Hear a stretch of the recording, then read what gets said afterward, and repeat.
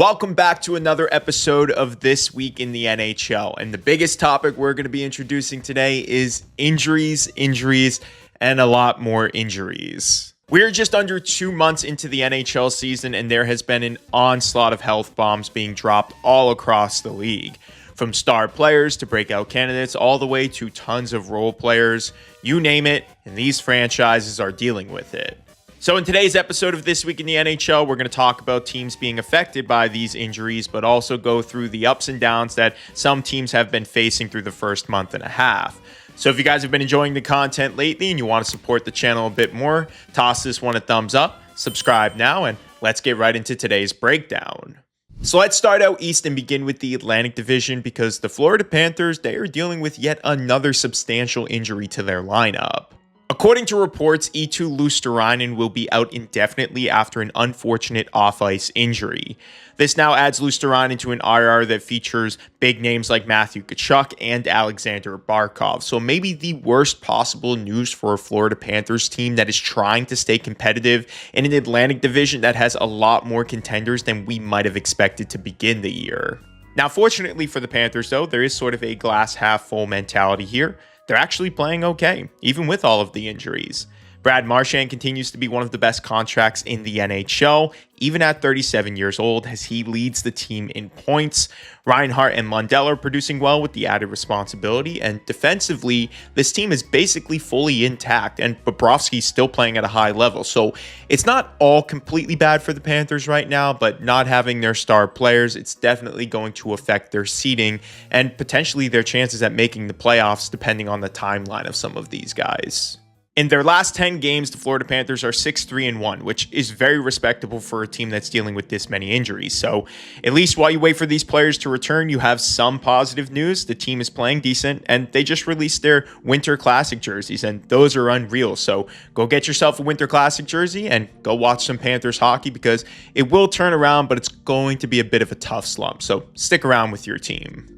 Moving on to our next team, it's been a minute since I've talked about the Buffalo Sabres. In fact, I think the last time I did a deep dive on them was when they had that terrible start to begin the season, and let's see if things have changed at all. Nope, nothing's changed. After a solid stretch of hockey from the Sabres, they have seemingly fallen back into old habits, and it looks like Tage Thompson is fed up with it all. Following a 6-2 loss to the Calgary Flames, this is what Tage Thompson had to say about the culture with the Sabres and just how he feels about the team. Quote, "We didn't control things that were within our control tonight, and that's puck battles and intensity. I just think we went into every one-on-one battle just casual, just soft. It was just a lack of respect for the game of hockey, thinking you're just going to go out there casual and the puck's going to find you, and it's just not the case." End quote. Buffalo is only a few points back from being right back in the wildcard race, but if you have your best players complaining about culture and effort, I can't imagine that things are going to get better anytime soon. In other Atlantic news, the Red Wings responded to my criticism and they are back at the top of the division. I'm starting to feel like I have a lot of influence on this league because whenever I talk poorly about someone, they end up turning things around. Then again, it probably has no impact at all, and I'm just kind of spitting nonsense, but yeah, whatever. Boston is struggling a bit, but mainly this is because of injuries with their three big players, Middlestat, McAvoy, and Arvidsson, all being placed on IR. Tough go for their defense and their top six when they were finally starting to get hot. Toronto, like Boston, they have a lot of injuries, but I am hearing that Matthews and Tanev are skating again, which is good for the team right now. They need that additional boost. Ottawa and Tampa, they have been playing very well lately as they get to the top of the division. And lastly, Montreal, like Boston and like Toronto, they are struggling a bit lately with injuries. They're 4-3-3 in their last 10, but all in all, the Atlantic, it's been up and down, but very exciting so far. Moving out west, let's talk about the Pacific Division and focus on the Vancouver Canucks, a team that, as of late, I really haven't been all that positive about, but there's one player on this team that I really want to give some credit to because he's really turned things around, and that's Elias Pettersson. At the start of the season, Pettersson wasn't exactly producing on the stat sheet, but remember I said this guy was at least putting forth a strong effort, blocking shots, hitting, and playing some very good defense. Well, now the points are finally starting to come with Petey because in his last 4 games, he has 8 points, including 3 goals. This now brings Pettersson very close to a point per game pace and on track to finish the season with 80 total if he stays on this trajectory, which maybe isn't quite the 100-point season that he had a few years ago, but is still a massive improvement from the slump that he experienced last year. As for the team, guys like Hughes and Petey are really the only guys getting things done at this point. Sure, a few other players are putting up stats, but unfortunately, it's really just bringing the team to about a ceiling of a 500 record, which, compared to what we all want them to be and what we saw a couple of years ago, is a bit of a disappointment in my eyes. Now, hopefully I'm wrong. Hopefully, because Petey and Hughes are starting to produce a lot more and you're getting contributions from guys like Sherwood and Garland, that maybe this team can somehow start producing just a little bit more and get a few more wins. But I think our expectations for this team right now is about middle of the pack, and ceiling is competing for a wild card spot down the stretch. I think anything higher than that would be just a little bit outrageous for this team right now. But hey, the Canucks are starting to get production from their top players, and I think that that's at least one positive sign that we can take away for this team right now. So good for them, and especially good for Elias Pettersson. Next team in the Pacific, a team that I haven't actually highlighted in quite some time, the LA Kings. Big news coming from them as they officially locked down who I think is their best offensive player, Adrian Kempe, to an 8-year, $85 million extension, keeping the Kings winger in town for the foreseeable future. Kempe has been such an important piece to their offense for a few years now, and I think many felt that the deal was going to drag into the season and potentially be a big talking point at the trade deadline. But thankfully, the LA Kings are off to a pretty decent start and were able to get the deal done. So I think this is a good AAV for the player. I think he well deserves the money, and I think that it actually will look good for the team as it progresses through the contract. In less positive news, though, the LA Kings have a player that they have had to place on IR recently in Drew Doughty. I think that this is really going to hurt the team moving forward because defensively, they've been really good this year and have made up for a lot of their offensive mistakes. I don't know how badly it's going to impact the team. They should be able to allow Brant Clark to come up and maybe play a similar role that he did last year when Drew Doughty was out, but we're going to have to see how this shakes out. In terms of their statistics, they're about average in nearly every category, and their home record has been abysmal. But of course, just like previous years, the Kings have been awesome on the road, so I'm not really sure what the identity is for the LA Kings right now, but they're putting up points. They re-signed Adrian Kempe, and there are some positive things coming from that organization, but I kind of am just interested in how they're going to look with Drew Doughty now missing time. I think that that's going to be a big loss for them over the next couple of weeks. As for the rest of the Pacific, Anaheim and Vegas are still at the very top, while Calgary is still at the bottom. The panic around the Oilers continues to grow with another loss, and the Sharks and Kraken are close by, but overall, the Pacific has been very interesting this week, with basically the standings being about the same as it was the past couple of weeks.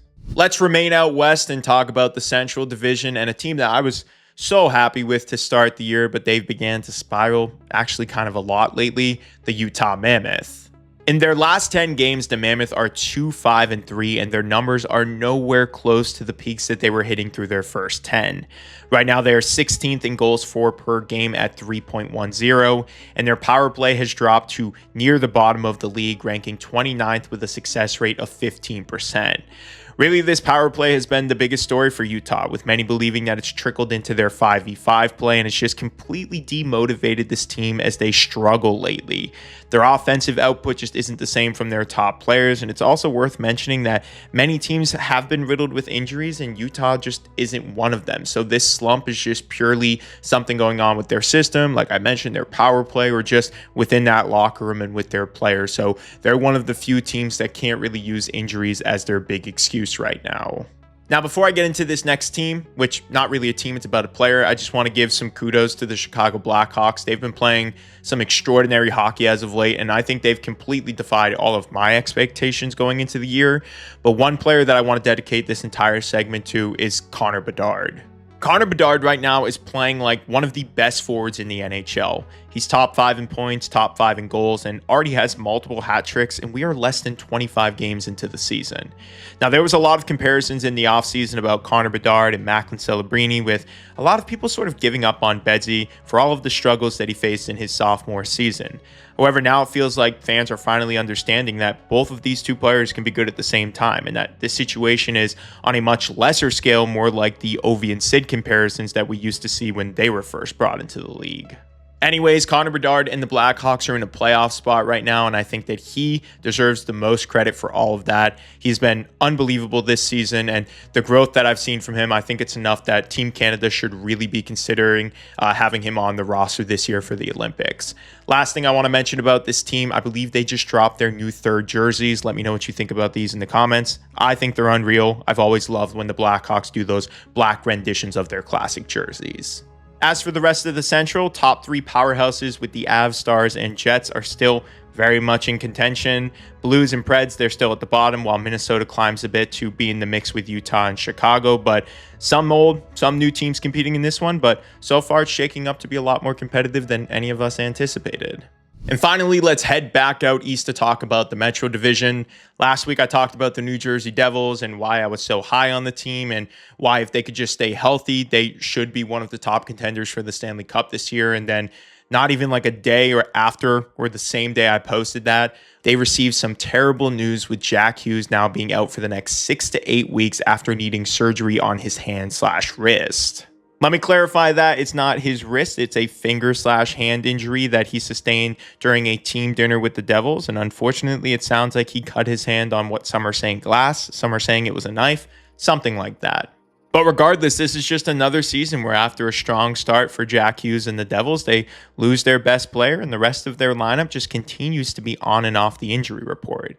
Now, it's not all over because Jack Hughes will return this year. However, who knows what his Olympic status is going to look like, and who knows how his absence is going to impact New Jersey's playoff seeding. Well, pivoting off the New Jersey thing, I think that the team that's going to benefit the most from them losing Jack Hughes and having so many injuries is the Carolina Hurricanes, as they now have taken over that top spot in the Metro Division. After a slow start from players like Ehlers and Svechnikov, which stumped Carolina's offense early on, the Canes have really started to find some incredible production from their top six and once again look like they're going to be a top seed from that conference. Carolina, like the Panthers, though, I really don't have anything to say about them until they get to the playoffs. I knew that they were going to be in this position. I think everyone predicted them to finish top in their division, if not at least top three. So really nothing crazy coming from them. The one critique I do have, though, is that their power play has been disgusting. It's last in the league right now, only scoring at a 12.5% success rate, which really needs to improve if they want to keep this high seeding. But more importantly, it needs to turn around if they want to make any sort of noise in the playoffs, because that's a very important statistic when we get to the postseason. Other than that, the rest of the Metro has been a pretty fun watch. Pens have started to turn things around after a bit of a slump. The Islanders are looking very good, winning 7 of their last 10.